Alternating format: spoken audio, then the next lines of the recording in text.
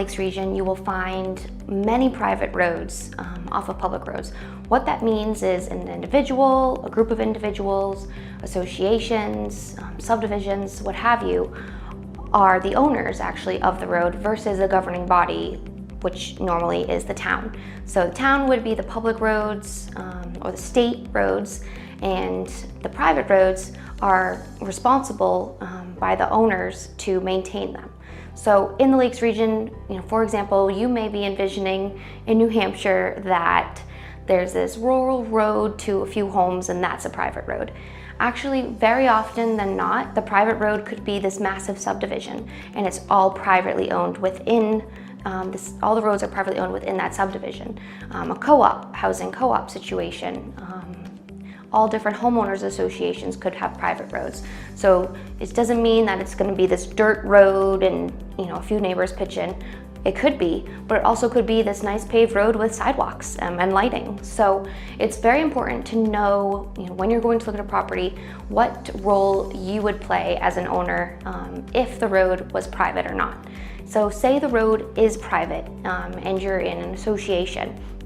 Normally there is a written agreement on what the responsibilities are. In informal associations, often there is something written and there's dues, and it covers specifically how many times the road is graded a year, how the potholes are fixed as needed, what the cost of paving is and how often that would be, if so, and so on. So there's all these different things that attribute to private roads. Commonly, you'll find that you have to upkeep the road, to a certain standard as an association. In the Lakes region, this private road meaning has such a variety of different types that you'll see. One could be no formal agreement, and in that case, a lot of the times it's voluntary. You'll hear that the fees are actually voluntary. $100 to $200 a year for the upkeep of the road. A neighbor will come around and knock on your door, send you a letter and say, hey, could you contribute to the road maintenance? We're planning to fix some potholes, do some grading this year. Other times, the neighbors will just come together and do it themselves, kind of that neighborly thing. Some people will help out, some won't. And then you go to a certain town. Certain towns will say, hey, if you maintain your road to this standard, we'll plow it for you, but the rest of the responsibility and maintenance is on you. So it really depends on where you are looking at property, and it's really important for your agent to advise you on what your costs are going to be moving forward. And a key note to that on why many times we recommend using local lenders versus the big banks like Wells Fargo or Bank of America. It's because they don't know, specifically in the Lakes region or specifically in Moulton Borough or Wolfboro, what these private roads or loose private road agreements mean, especially when many of them are in writing. So you'll come up with a lot of flags with big bank lenders because they're not here, they don't know the area very well. Versus, a Northway Bank, MVSB, Bank of New Hampshire, they know what it really means when we say the road association is voluntary and that's how it's maintained. So it's really important, when you're getting financing to look at who your lender is and how they're going to treat what that private road is that you're looking at, if that's the case.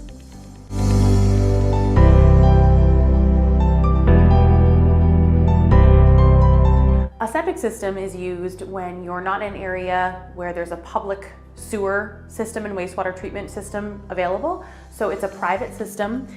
It is an underground wastewater system made up of a tank, typically concrete is the most popular currently, and a leaching field.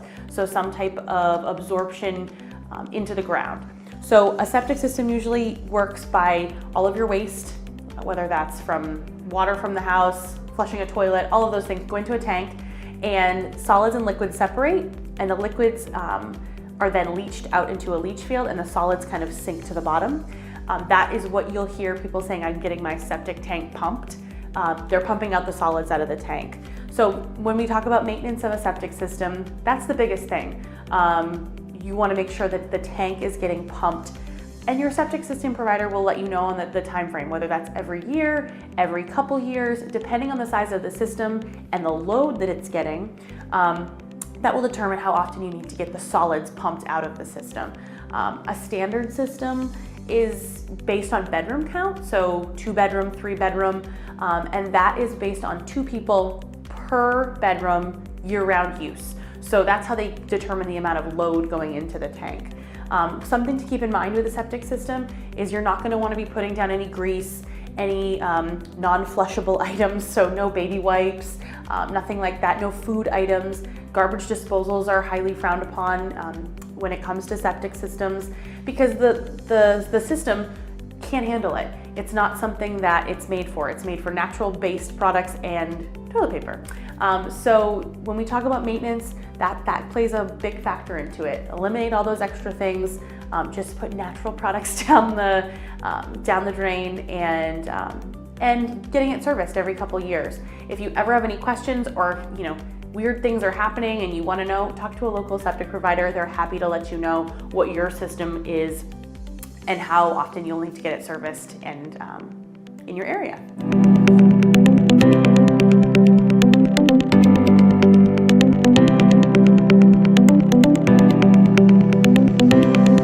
It's a common question we get, like, what do you mean they don't pick up my trash? So number one, most of the towns, in this area, they all have a respectable dump at the town, so you can bring your trash, recycling there, any of the, TVs or old stuff you want to bring there. Definitely can do that. You just have to go and get a sticker usually for your car, bring a utility bill, show that you're actually a resident. And then, every town dump has different hours, so just check their website, see when they're open. And if you don't want to do that, or if you're just here on the weekends, don't want to, waste your Saturday or Sunday going to the dump, totally get that. And there are also other trash service companies that can come. They usually come once a week and they pick up, any trash, recyclables you have from your driveway or street.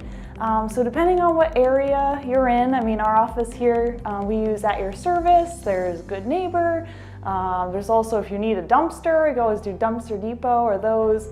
So depending on what town you live in, we have recommended vendors for trash, so just reach out to us and we can let you know, awesome trash service companies that we'd recommend for you.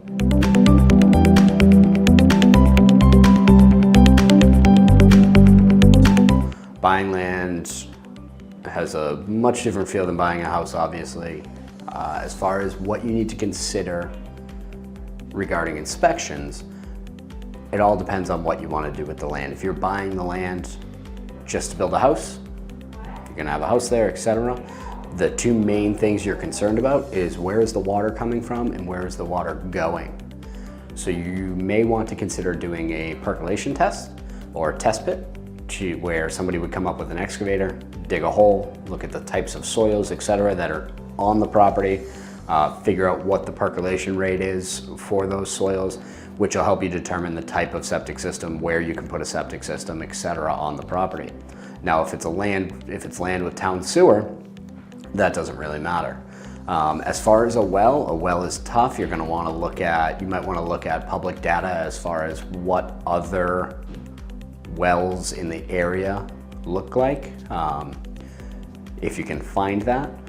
But other than that, a well, you don't know how much water that land is going to produce until you actually get a hole in the ground and drill a well. So the 2 main factors are to consider, or the most logical test that most people do, is a perk test to determine what type of septic system. However, a lot of people will make a land purchase contingent on a septic design altogether, which is a little bit larger of an investment and a lot longer of a time frame to consider.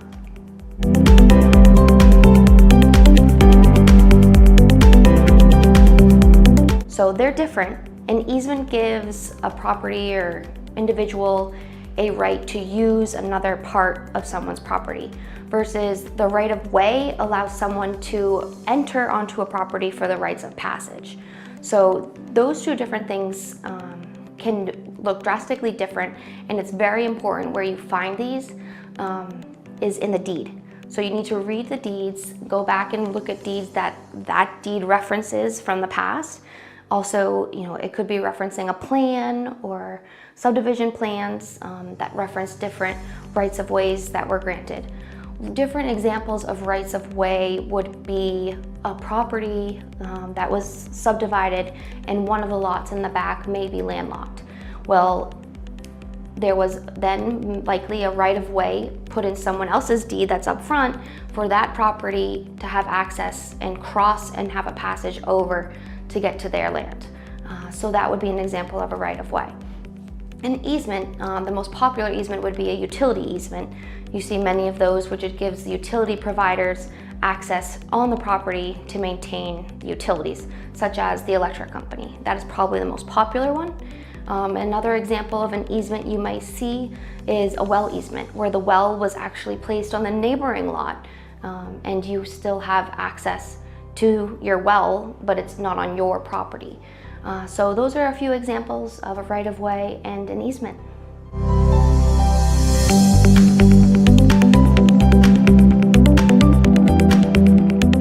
And that is one of the most common questions we get from our buyers from Massachusetts, because it is required there in Mass to close on a house. You have to have a Title V inspection, which passes, the septic system. But in New Hampshire, we don't. Live free or die state. So we have, inspectors that we recommend. We always recommend a septic inspection, but a septic inspector will come and inspect your septic system, the leach field. They'll grade the system and then also give you any recommendations, whether it needs pumping or anything else. They will let you know what they think.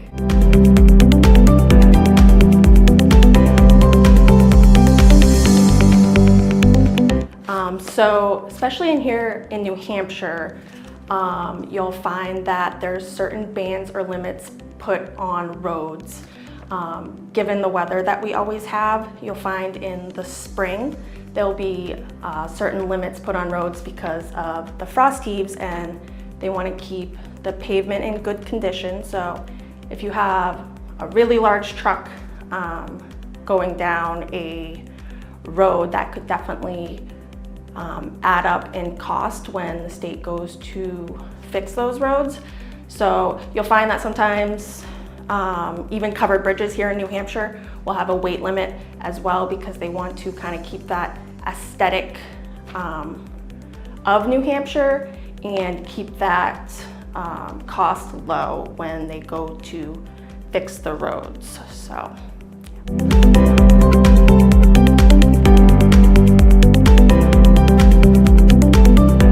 A Class 6 road is something that's, the short answer is it's not maintained by the town. It's something that doesn't mean you can't drive on it. You may need, a four-wheeled vehicle or a vehicle that won't get stuck, but it's not something that the town maintains for suitable driving. So you may see that a road will terminate and then turn into a Class 6 portion of it. It means it obviously was a road at one point, but the town just doesn't take ownership of maintenance of that strip. So kind of beware, travel at your own risk. And sometimes areas, Class 6 roads, they may have signs, no trespassing, things like that, but you'll see GPS will also start to sometimes take you down Class 6 roads. It recognizes them as roads. So just being aware, if you see a sign that shows a Class 6 road and you're not in a four-wheel vehicle and that's not your intention, stop there.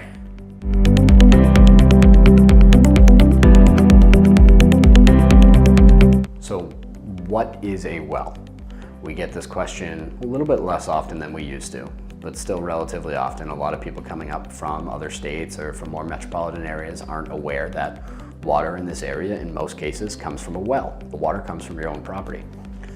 There are two main types of wells that we see in this area, a drilled well and a dug well. There's also a driven point well. We don't see it as often, but it's there. A drilled well is just that. It is a well that is drilled hundreds of feet sometimes into the ground, hitting a water vein somewhere on the earth, and that is where your water is coming from. A big truck will pull up with steel casings and a big drill, and they'll drill that hole down, throw steel casings on top of it, and once they find that water, they get a good flow rate on it. A pump goes down into that well, and that pump pumps the groundwater up and into your house where it hits a pressure tank, and then you have pressurized water in your house. A dug well, just the same thing. It is a well that is either manually, I say manually, sometimes with an excavator, sometimes dug, depending on how old the house is, with a shovel. The usually for, I mean, anywhere between 6 and 10, 12, 14 feet. It all depends on how deep that can be.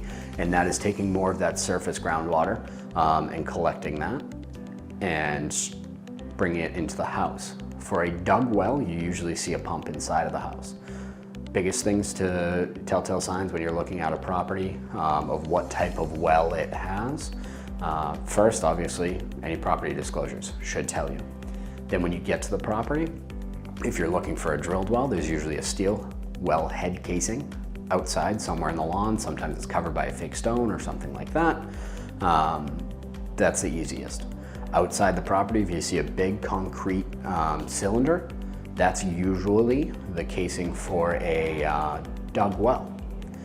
Inside the house, typically if you see one of those 1 horsepower water pumps, that is typically for a dug well. Sometimes you'll see it with a drilled or a driven point well, but typically that's for a dug well somewhere. If there's no pump inside the house and there's just a pressure tank, most likely you have a drilled well. So those are the types of wells that we have in the area. Most of the properties in this area are on wells.